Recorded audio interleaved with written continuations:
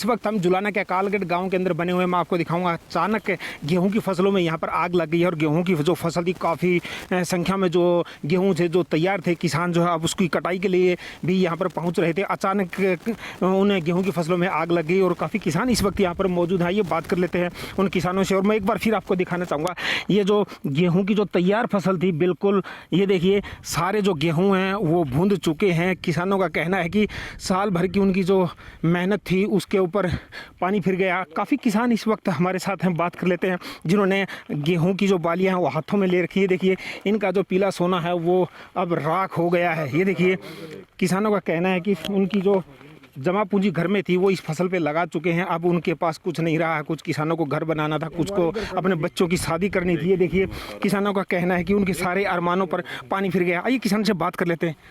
ये देखो ये सारे एकड़ में आपकी फसल थी? मेरी 1.5 किले में गेहूं की फसल थी जी, बिल्कुल जल के राख हो गई है जी। खाने के लिए एक दाना भी नहीं बचा है मेरे लिए, गेहूं के लिए गेहूं खाने के लिए एक दाना नहीं बचा और भैंसों के लिए तो चारा बचा ही नहीं जी। एक और किसान है, बात कर लेते हैं, क्या कहेंगे? सारा ऐसे माना जल गया जो हमारा तो बचा है कुछ नहीं। अब आगे का गुजर बसर के लिए अब क्या रहेगा आपका? क्या रहेगा, कुछ भी गोंजे ना पशुओं के लिए चारा ना गेहूं रहे, आगे क्या करेंगे जी, भूखे मरना और क्या है। ये विपदा आपके ऊपर आन पड़ी है कि आपकी सारी खड़ी फसल जो है जल गई है। अब आप सरकार से किस तरह की गुहार लगाना चाहेंगे? गुहार दो जी, सरकार पे मुआवजा लेनी है, जब मुआवजा देते तो कुछ गुजारा हो जाएगा। मुआवजा अच्छा देना चाहिए हमारे को। अब किसान की अगर हम बात करें, किसान की जो है पूरी मेहनत जो है ये फसल ही होती है। किसी को अपना मकान बनाना था, किसी को कुछ करना था, कुछ नहीं ऐसे बचा में जी। अब क्या रहेगा? कुछ नहीं बचा जी, रहेगा कि सबके में जल गया, कुछ भी नहीं बचा है।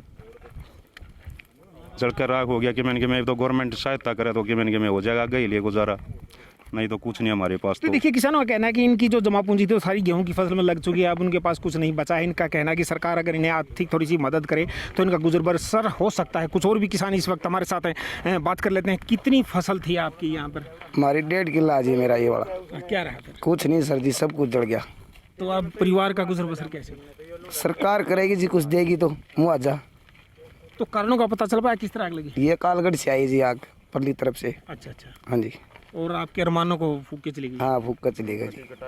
आइए बात कर लेते हैं। फायर ब्रिगेड का एक कर्मचारी भी इस वक्त हमारे साथ है और मैं आपको एक बार फिर बताना चाहूँगा फायर ब्रिगेड की यहाँ पर लगभग 4 गाड़ियाँ अलग अलग जगह से यहाँ पर पहुँची हैं। ये बात कर लेते हैं फायर ब्रिगेड के कर्मचारी से, किस तरह की आग थी और कैसे इस पर आग बहुत भयानक थी जी। और दोपहर बाद हमको मैसेज मिला था कि गाँव कालगढ़ से रीपर से चिंगारी उठने के कारण आग लगी है और आग का रुख पलटने के कारण आग उल्टी उत्तर साइड में आग गई है, दक्षिण साइड से आग लगी है।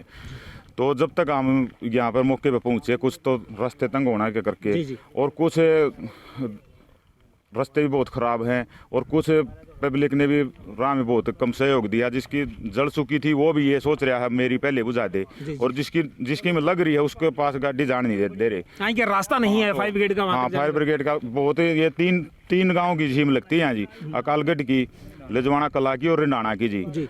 तो मतलब बहुत कम से कम 3 किलोमीटर दूर पड़ता रहे गांव से जहाँ पे आग लगी है। और आग बुझाने में काफ़ी मशक्कत करनी पड़ी, तब तक 400-500 एकड़ में से आग नुकसान हो सका है। बात करें हम, कितनी गाड़ियाँ यहाँ पर पहुँची? गाड़ी यहाँ से सपीदो फायर स्टेशन तक की गाड़ी आ सकी। 3 गाड़ी जींद से आई है, पहले गाड़ी जुलाना की आई है। जुलाना की गाड़ी ने तब तक वो गाड़ी कंट्रोल कर चुकी थी और अब उनको बीच रास्ते से वापस रवाना कर दिया गया सपीदो। आग पर काबू पा गया? हाँ, अब पूरी तरह कंट्रोल है जी आग। तो देखा जुलाना के इलाके में काफ़ी जो फसल थी किसानों की, खड़ी फसल जो तैयार फसल थी, उस पर जो है किसानों के अरमानों पर पानी फिर गया है। मैं एक बार फिर आपको बताना चाहूँगा, जो किसान इस फसल के भरोसे अपना जो अंदाज़ा लगाता है कि मुझे अपने बेटे की शादी करनी है, बेटी की शादी करनी है, या मुझे अपना मकान बनाना है, या मैं कुछ और काम करूँगा, उन सभी अरमानों के ऊपर इस आग ने पानी फेर दिया है। किसानों का कहना है कि अगर सरकार उन्हें थोड़ी सी मुआवजा या किसी तरह की सहायता राशि दे तो आगे का गुजर बसर कर सकेंगे, अन्यथा उनके पास अब कुछ नहीं बचा। ये कहना है जुलाना के अकालगढ़ के गांव का। पंजाब केसरी टीवी के लिए जुलाना से विजेंद्र सिंह। हमसे जुड़े रहने के लिए हमारे YouTube चैनल को सब्सक्राइब करें और नई वीडियो की नोटिफिकेशन के लिए बेल आइकॉन को दबाएं।